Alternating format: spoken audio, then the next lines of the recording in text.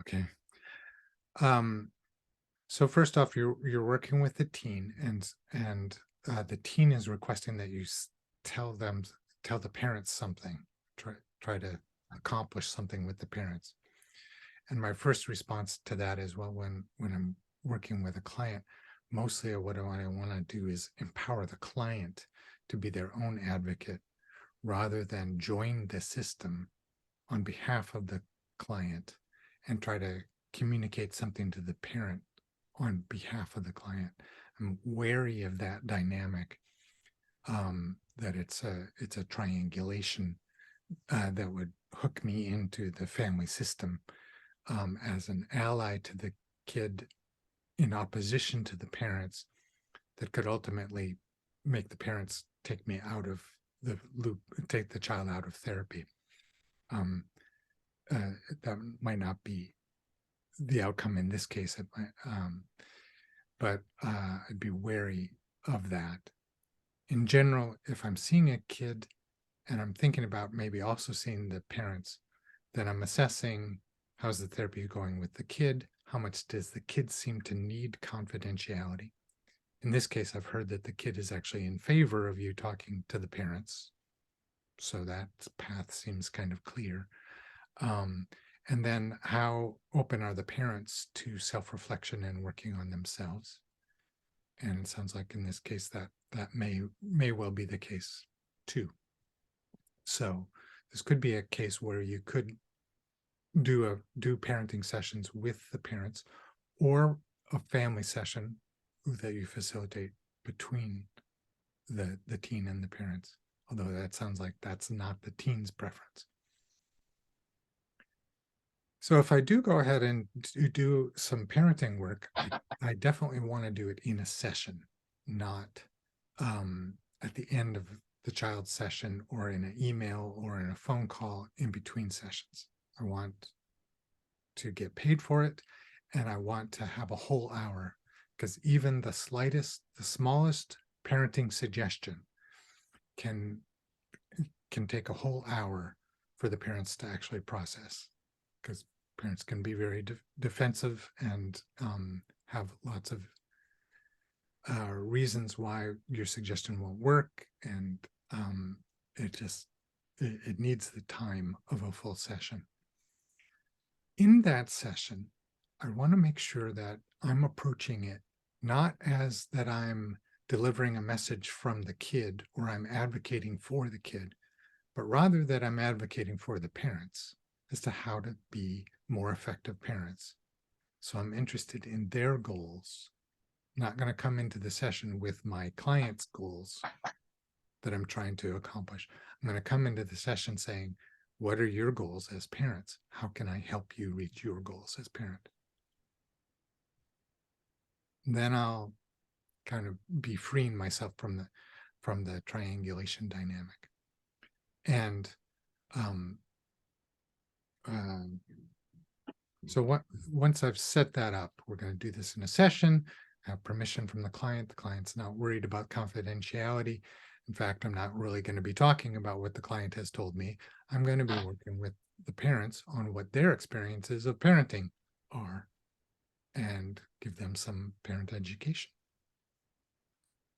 So then we move to the parent education piece, which is, okay, so people have mentioned social media and the dangers of social media. It is possible that it would be good for your kid to limit their social media in some way, but that would probably be most successful if you limited it for the reasons you want to limit it and not for a punishment. If you want to limit the social media because you think it would be good for your kid's life to, then think about how you're going to do that. Don't decide to do it because you're angry with the kid about some way that they've been disrespectful to you, because limiting the social media is something you want to set up on a consistent basis, new rules about when you can and when you can't, and what it is you want to set up about that to be consistent, not based on whether they've behaved well this week or not. So if that's a goal, that would be separate from the whole punishment question.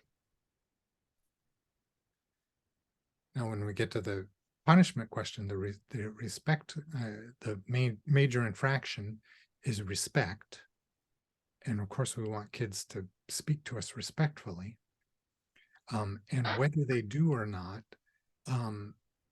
is partly a factor of their development and their peer culture, which encourages them to stop speaking respectfully to adults and to start speaking disrespectfully to adults.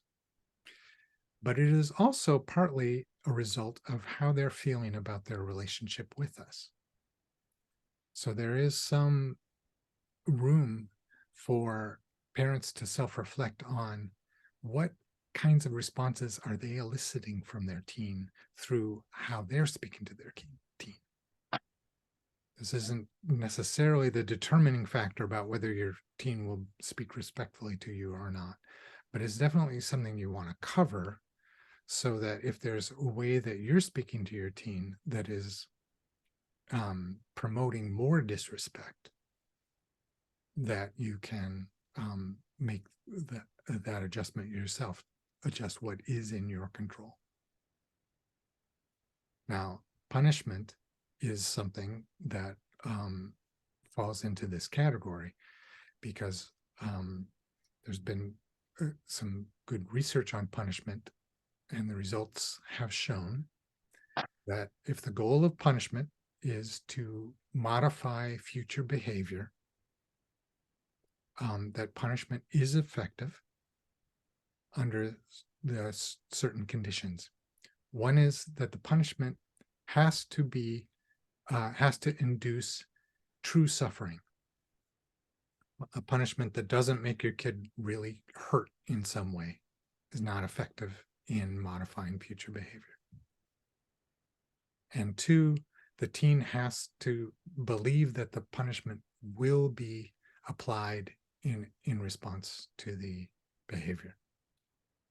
So if they think they can get away with it without getting punished, or if the punishment isn't really painful, then punishment doesn't work.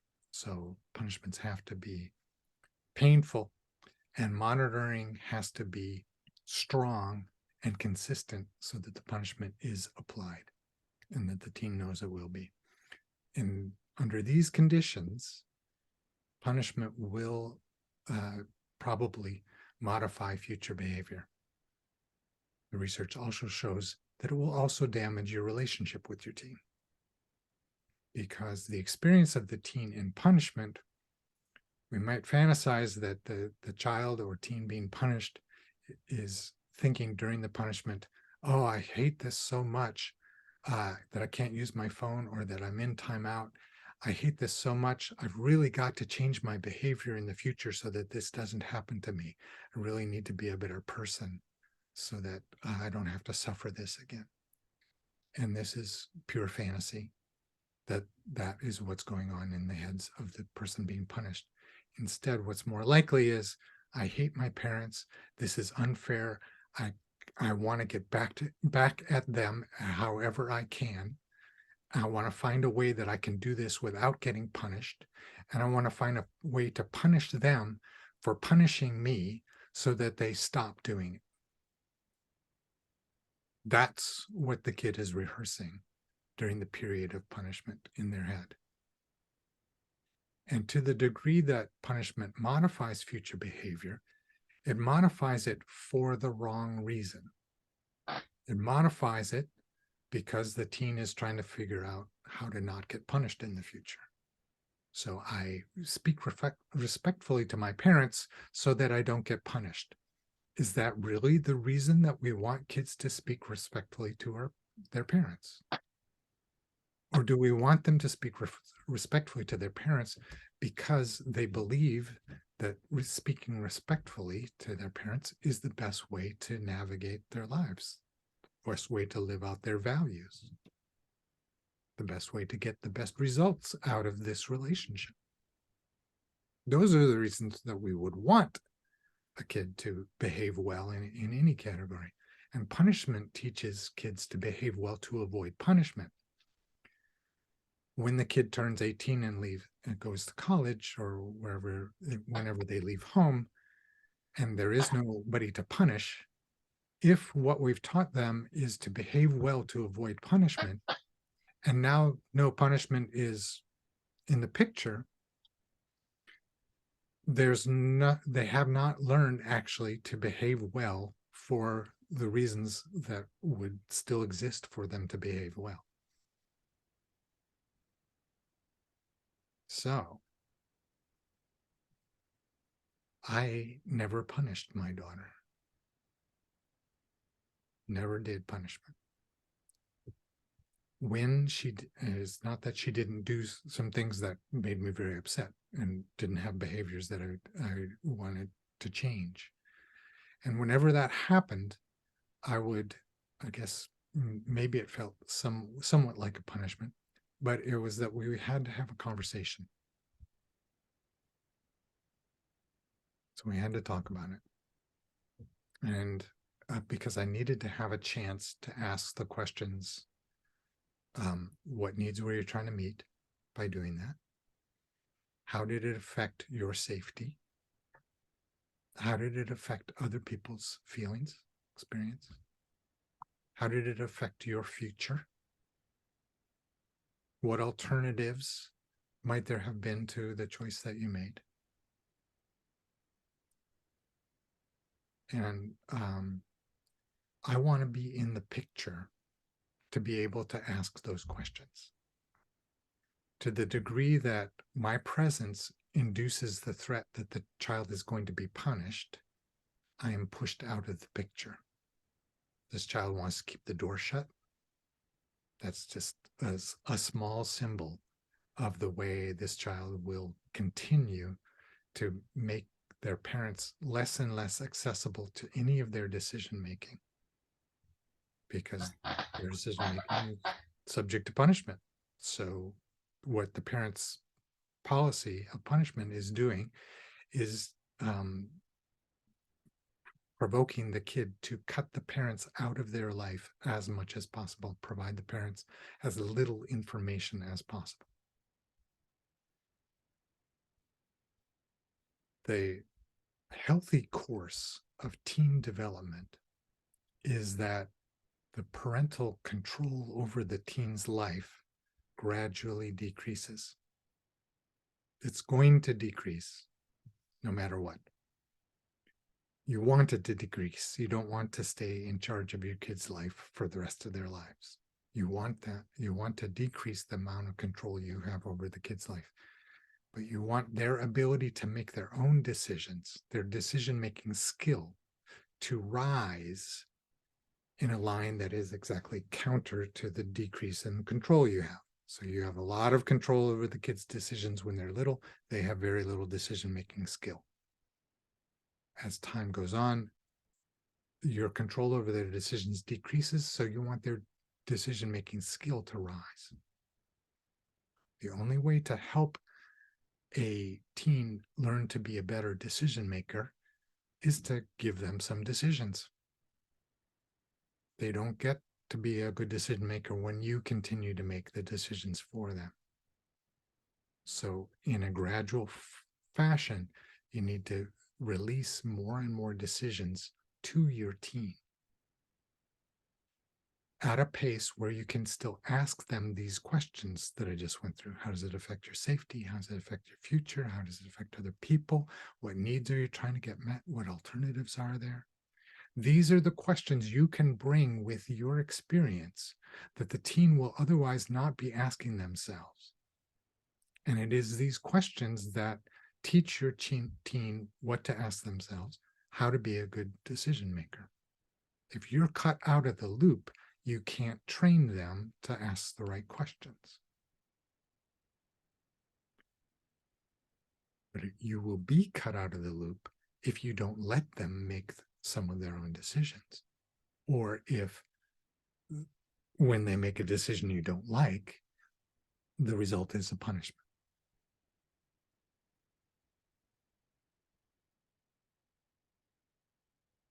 So, to the degree that you can stop punishing your kid and start having these kinds of conversations, You develop your child's decision-making capacity and preserve yourself as somebody who can continue to be involved in your kid's life.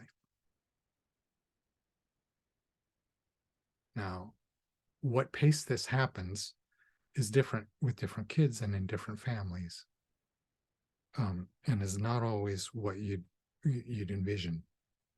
Some kids make a bid for independence and start taking control of decisions sooner than you would like, particularly in certain areas, sooner than you would like. And you have to ask yourself, this is earlier than I want my kid to be making a decision about sex. This is earlier than I would want my kid to be making a decision about marijuana. This is earlier than I would want a kid to make a decision about how late they can stay out at night.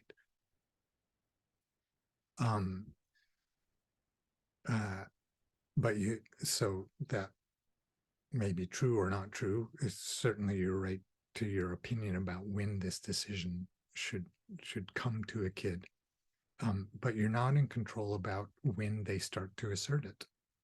And when they start to assert it, you have to ask yourself, do I have the capacity to monitor it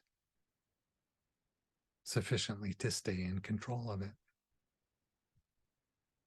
Because if I can't monitor it sufficiently to stay in control of it, I have to admit that I'm not in control of it anymore. And my best bet is actually to help my kid make their own decisions about it than to try to stay in control of something that I can't even monitor.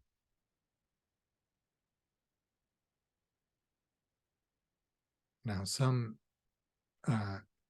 safety considerations come in. If the kid is doing something really dangerous, I may need to up my parental control to which would mean up my parental monitoring, maybe to the point of sending a kid to to some kind of program where they would not have free time or access to things that are dangerous for them. But most kids in public school, it's very hard for a parent to have much monitoring on the things that we would love to have monitoring of. So it's better off for us to have the involvement in our kids' life where we're able to discuss with them the decisions that they're making rather than have them keeping everything that we're not in control of secret from us and having their decisions influenced only by their peers. Okay, so that's the parent education I would introduce to the parents if I had a session for them on their own, and they would likely have a really difficult time imagining giving up punishment. They've never had experience with not the threat of punishment, either when they were a teen or as they've been parents. So these are things that will take a while for them to grapple with. And it's not, I don't come out, don't punish your kids. But I do come out with, punishment, like a lot of the kids' behavior, can have a short-term positive effect and a long-term erosion of the situation. Punishment is kind of like that. It's kind of like that with you feel bad, you smoke some marijuana, short-term effect, great. Then you're ending up smoking marijuana every day. Long-term effect, not good. Punishment, short-term effect, modifies the kid's behavior for a little while. Great. Long-term effect, more and more of the kid's behavior becomes secret, inaccessible to you, and you lose both connection and ability to influence your child. So them's the facts. How are you going to deal with them?